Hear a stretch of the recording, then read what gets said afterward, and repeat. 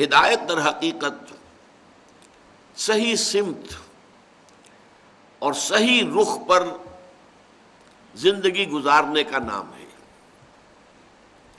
ظاہر بات ہے کہ سمت کا تعین ہوتا ہے نظری بنیاد پر، فکری بنیاد پر، عقلی بنیاد پر، غور و فکر کی بنیاد پر، جانا کدھر ہے۔ اہدنا الصراط، اور اس ہدایت کے بے شمار مراتب اور مراحل ہیں۔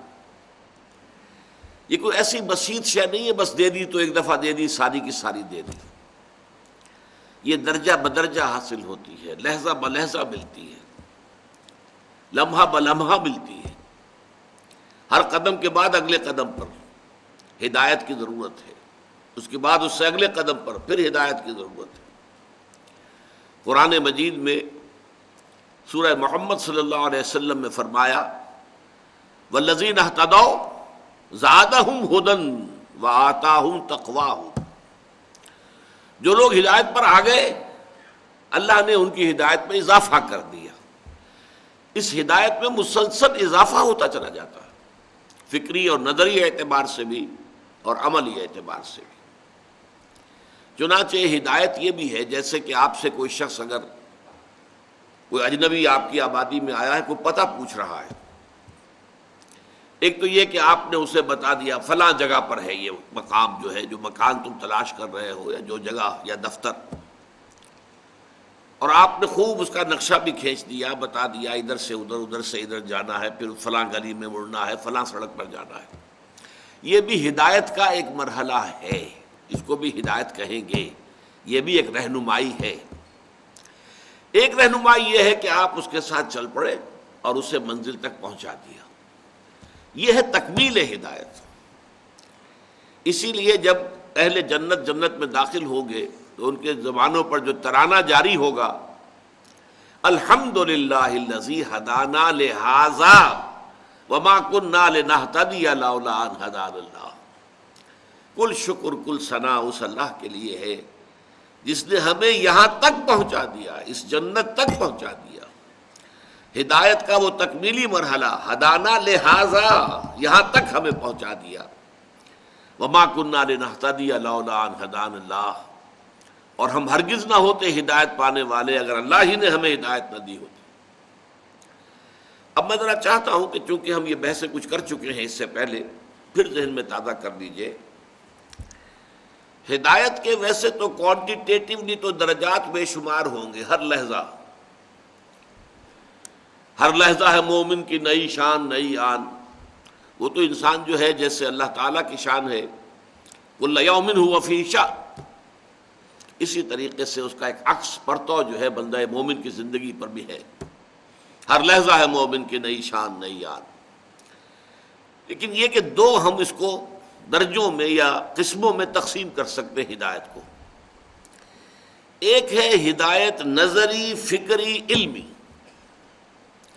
اس کے بارے میں ہم یہ دیکھ چکے ہیں کہ یہ فطرت انسانی میں ودیعت شدہ ہے۔ اللہ کا علم، اللہ کی محبت، دونوں چیزیں روح انسانی میں موجود ہیں، اور جو روح کے تقاضے انہی کو ہم فطرت سے تعبیر کرتے ہیں۔ فطرت اللہ التی فطر الناس علیہا، یہ فطرت اللہ ہے جس پر کہ اللہ نے انسانوں کو پیدا کیا ہے۔ تو موجود تو ہے، جیسا کہ ہم دیکھ چکے سورہ فاتحہ میں بھی تو آغاز یہاں سے ہو رہا ہے کہ ایک شخص اعتراف کر رہا ہے الحمدللہ رب العالمین، یہاں تک تو پہنچا ہوا ہے، جس کی مثالیں ہم دیکھ چکے ہیں۔ حضرت لقمان کی مثال قرآن مجید میں آئی ہے، اور دوسری بے شمار مثالیں، سلمان فارسی کی مثال ہو، یا آپ کو معلوم ہے کہ حضرت زید ابن عمرو ابن نفیل، حضرت سعید کے والد، جو بہنوئی تھے حضرت عمر کے، تو یہ ہدایت جو تھی ان کی فطرت کے اندر وہ ابھر کر آ گئی۔ حضرت عثمان، حضرت ابوبکر، انہوں نے کبھی کسی بت کو سجدہ نہیں کیا۔ میں خاص طور پر نام نہیں لے رہا حضور کا صلی اللہ علیہ وسلم، کہ حضور کا معاملہ تو یہ ہے کہ وہ اللہ تعالیٰ کی خصوصی پروٹیکشن میں تھے، لیکن آپ کے اخلاق عالیہ پہلے سے موجود تھے، اور آپ نے توحید کامل آپ کے اندر موجود تھی، آپ نے کبھی بھی کسی بت کو سجدہ نہیں کیا۔ تو فطرت سلیمہ اور عقل سلیم، یہ دو الفاظ ہم نے بار بار استعمال کیے ہیں، ان سے انسان علمی، نظری، فکری ہدایت تک تو خود بھی پہنچ سکتا ہے، لیکن اس میں وحی کے ذریعے سے جو مزید ہدایت ملتی ہے، ایک تو یہ کہ اس کے اندر یقین کی گہرائی اور مزید ہو جاتی ہے، پختہ ہو جاتی ہے۔ یعنی یہ کہ انسان سوچتا ہے ہاں ایسا ہوگا، ہونا چاہیے، یہ بات تو یوں ہی ٹھیک بیٹھتی ہے، لیکن ایک ہے، ہوگا سے ہے تک ز عشق تاب صبوری ہزار فرسنگست، 1000 میل کا فاصلہ ہے۔ میں نے سادہ سی مثال پہلے بھی دی تھی کہ آپ سے بے شمار لوگ کہتے ہیں کہ چینی میٹھی ہوتی ہے، میٹھی ہوتی ہے، میٹھی ہوتی ہے، میٹھی ہوتی ہے، آپ نے نہیں چکھی آج تک۔ آپ کہیں گے بھائی میٹھی ہوگی، آخر اتنے لوگ مجھے کاہے کو دھوکہ دینا چاہیں گے، کیوں جھوٹ بولیں گے؟ گمان غالب ہے، جب اتنے لوگ کہہ رہے ہیں کہ میٹھی ہوگی، میٹھی ہے تو میٹھی ہوگی، لیکن جب آپ چکھ لیتے ہیں تو آپ کہتے ہیں ہے میٹھی ہے۔ اس ہوگی سے ہے تک زمین و آسمان کا فرق واقع ہوتا ہے۔ تو وہ ایمان جو ہے کے درجے میں قائم ہوتا ہے، وہ وہی ہے آسمانی کے ذریعے سے۔ نمبر 2، اس میں تفاصیل جو ہیں، تفاصیل کا رنگ تو وہی کے ذریعے سے آیا۔ اللہ تعالیٰ کے اسماء، اللہ کی صفات، پھر ملائکہ کا وجود، ظاہر بات ہے کہ وہ ہمارے عقل کے ذریعے سے اس کی دریافت نہیں ہو سکتی تھی۔ پھر جو عالم آخرہ کے حقائق ہیں، جنت اور دوزخ ہیں، یہ ساری چیزیں جو ہیں یہ تو در حقیقت وحی نبوت کے ذریعے سے انسان کو معلوم ہوتی ہے۔ اور اس میں جو عام لوگ ہیں دوسرے، جن کی فطرت سلیمہ اتنی بیدار اور سلیم نہیں ہوتی، اور جن کی عقل سلیم جو ہے وہ اتنی چاق و چوبند نہیں ہوتی، ان کے دلوں پر سے زنگ اتارنے کا کام وہی کرتی ہے۔ جیسا کہ ایک حدیث میں آیا ہے کہ ان ھذہ القلوب لتصدع، حضور نے فرمایا صلی اللہ علیہ وسلم، یہ جو دل ہیں انسانوں کے، ان کے اوپر زنگ لگ جایا کرتا ہے۔ تو پوچھا صحابہ نے فما جلاؤھا یا رسول اللہ، اے اللہ کے رسول، آپ نے فرمایا کہ دلوں پہ زنگ لگ جاتا ہے، ہماری تلواروں پر زنگ لگتا ہے، ہم سیکل کرتے ہیں، پالش کرتے ہیں، زنگ اتر جاتا ہے، پھر چمکدار تیغ براق بن جاتی ہے۔ تو دلوں کا جو ہے اس کے زنگ کو دور کرنے کی کیا شکل ہے؟ فرمایا کثرت تلاوت القرآن و کثرت ذکر الموت، کثرت سے قرآن کا پڑھنا اور کثرت سے موت کو یاد کرنا، اس سے دلوں کا زنگ اترتا ہے۔ تو جن لوگوں کا وہ عقل سلیم اور فطرت سلیمہ کا معاملہ جن کا ٹھیک ہے، ان کے تو گویا کہ فطری طور پر ان کے اپنے اندر سے یہ ہدایت ابھر کر آ گئی ہے، وہ خود اپنے زبان سے کہہ رہے الحمدللہ رب العالمین الرحمن الرحیم مالک یوم الدین ایاک نعبد و ایاک نستعین اہدنا الصراط المستقیم۔ ایسے لوگوں کے لیے جو ہدایت درکار ہے وہ ہدایت عملی ہے۔ ہدایت عملی کے بھی دو پہلو ہیں، دو درجے ہیں۔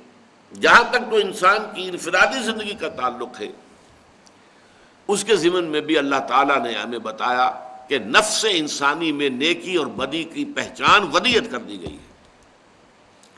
وَنَفْسٍ وَمَا سَوَّاهَا، یہ نفس انسانی شاہد ہے، اور جو اسے تیار کیا ہے، برابر کیا ہے، اسے بنایا ہے، نکھارا ہے، سنوارا ہے۔ فَأَلْهَمَهَا فُجُورَهَا وَتَقْوَاهَا، اور پھر اس میں فجور اور تقوی کا علم الہامی طور پر ودیت کر دیا۔ اسی لیے حضور بسا اوقات صحابہ سے جب کوئی پوچھتے تھے فرماتے تھے استفت قلبک، بھائی جاؤ اپنے دل سے پوچھ لو۔ بلکہ یہاں تک بھی ایک حدیث میں آتا ہے استفت قلبک وَلَوْ أَفْتَاكَ الْمُفْتِي، اپنے دلوں سے پوچھا کرو، چاہے مفتی نے کوئی فتویٰ دے بھی دیا ہو۔ ایک مفتی تمہارے اندر بیٹھا ہوا ہے، تمہارا دل، تمہارا ضمیر، تمہاری روح، صحیح ترین جو ہے وہ ہے در حقیقت بیرو میٹر، وہ بتائے گا ہوا کا دباؤ کیا ہے، یہ شے منکر ہے یا یہ کہ معروف ہے۔ تو اس اعتبار سے، لیکن اس میں بھی انفرادی طور پر، انفرادی عملی ہدایت میں بھی ایک اور مرحلہ آ جاتا ہے۔ بسا اوقات نیکی کا جذبہ بھی، جیسا کہ ہم آیت البر کے ضمن میں پڑھ چکے ہیں، نیکی کا جذبہ بھی ایک جذبہ ہے، اور جذبہ جب منہ زور ہو جائے تو وہ اپنی حد سے تجاوز کر جاتا ہے۔ نیکی کا جذبہ ہے جس نے تجاوز کیا حد اعتدال سے اور رہبانیت ایجاد کر لی، شادی نہیں کریں گے، گھر گرہستی سے کوئی تعلق نہیں، دنیا سے تعلق منقطع، جائیں گے غاروں میں رہیں گے، تپسیائیں کریں گے، تو یہ فطرت کا راستہ نہیں ہے۔ لا رہبانیت فی الاسلام، اللہ تعالیٰ نے جو اسلام کی ہدایت دی ہے نوع انسانی کو، اس میں رہبانیت کی کوئی گنجائش نہیں۔ لہذا ضرورت ہے اس میں بھی کہ ایک معتدل ماڈل سامنے رہے، اور وہ رسول کے ذریعے سے ملتا ہے۔ رسول کی زندگی، لقد کان لکم فی رسول اللہ اسوۃ حسنہ، بہترین مثال، بہترین ماڈل تمہارے لیے اللہ کے رسول کی شخصیت میں۔ تو ہدایت جو ہے جہاں تک فکری، نظری، علمی ہے، وہ انسانی فطرت میں وضعیت شدہ ہے، البتہ اس میں یقین کی گہرائی وہ وحی نبوت کے ذریعے سے پیدا ہوتی ہے، اور جزیات کی تفصیل وہ وحی نبوت کے ذریعے حاصل ہوتی ہے۔ عملی اعتبار سے انفرادی سطح پر انسان کا اپنا نفس جو ہے وہ صحیح گواہی دیتا ہے، یہ نفس لوامہ جس کی قسم کھائی گئی ہے، لا اقسم بیوم القیامہ ولا اقسم بالنفس اللوامہ۔ انسان کو غلط کام کرتا ہے تو اندر ہی سے اسے کوئی چیز کاٹتی ہے، کیا کیا تم نے، تمہیں نہیں کرنا چاہیے تھا، یہ غلط کام کیا تم نے۔ یہ ہے تمہارے اندر کی وہ حقیقت کہ جس کا اللہ تعالیٰ نے جس کی قسم کھائی ہے، نفس لوامہ۔ گویا کہ یہ چیز جو ہے انسان کے اندر موجود ہے، جو اسے صحیح رخ کی طرف رہنمائی کرتی ہے، استفت قلبک ولا افتاک المفتی۔ لیکن بسا اوقات یہ نیکی کا جذبہ مفرط ہو جاتا ہے، افراط بہت زیادہ بڑھ گیا، تو اس کے نتیجے میں کیا ہوتا ہے، ایک وقت میں جوش آیا، ساری اپنی دولت اللہ کے راہ میں لٹا دی، اس کے بعد کم ہوتے ہیں وہ لوگ جو اس کے بعد کھڑے رہ جائیں اس مقام پر، بعد میں پچھتانا ہوتا ہے کہ یہ کیا کر بیٹھا میں، میری اپنی آل اولاد بھی تھی، ان کا بھی حق تھا۔ اسی لیے حضور کا معاملہ آپ کو معلوم ہے کہ حضور کے پاس ایک صحابی آئے، میں اپنی ساری دولت اللہ کے راہ میں دینا چاہتا ہوں۔ فرمایا نہیں، تم اپنی اولاد کو فقیر بنا کر چھوڑ کے جانا چاہتے ہو، ان کا حق ہے۔ پھر عرض کیا اچھا آدھا، نہیں آدھا نہیں، آدھا بھی بہت زیادہ ہے۔ پھر عرض کیا تہائی، ہاں تہائی ٹھیک ہے، تہائی قبول کر لیا۔ اور یہ تہائی ہی ہے جس میں کہ انسان کو وصیت کا حق دیا گیا ہے، باقی 2/3 گویا کہ وارثوں کا حصہ ہے، وارثوں کا حق ہے، اس میں تمہیں کوئی تصرف نہیں کرنا چاہیے۔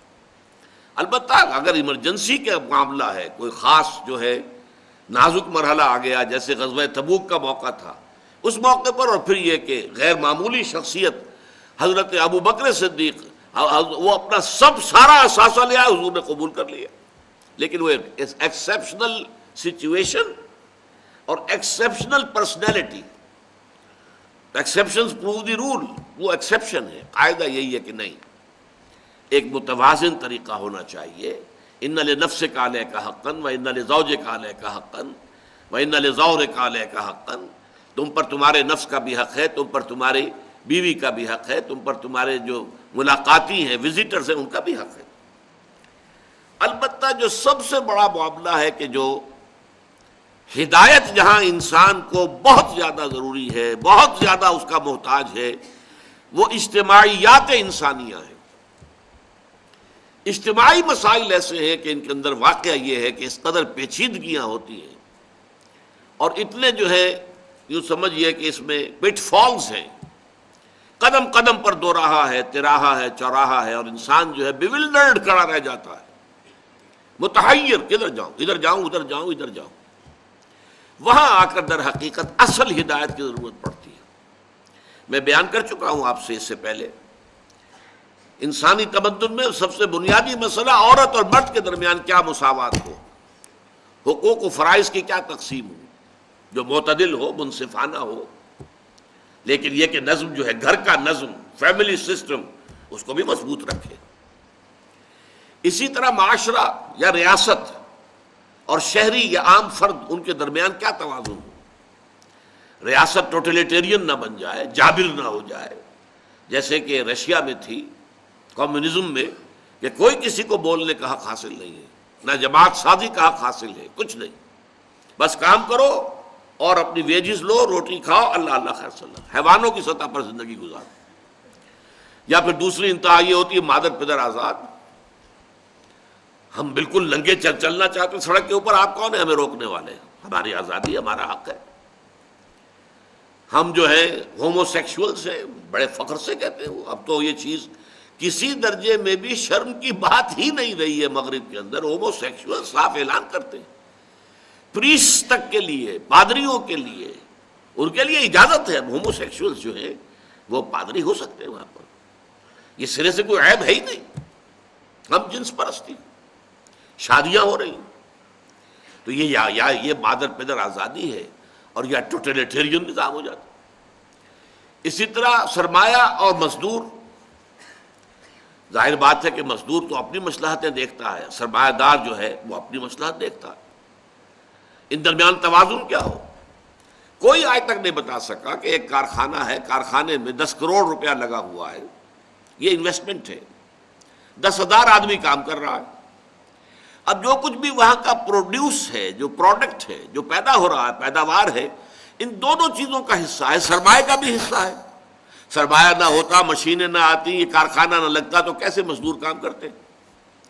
اور مزدوروں کا بھی حصہ ہے. وہ مزدور کھڑے ہو کر وہاں کام نہ کریں مشینوں کے اوپر تو مشینیں کیا دے دیں گی آپ کو؟ کچھ بھی نہیں.